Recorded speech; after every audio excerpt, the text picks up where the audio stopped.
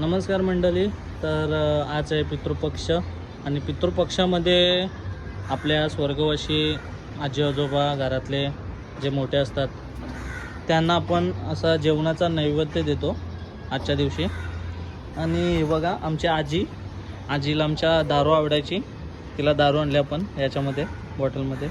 हा पाणी आहे आणि अजून हे हा ताट आमच्या आईसाठी आणि याच्यामध्ये आहे चहा, ब्लॅक टी आवडायची आमच्या आईला.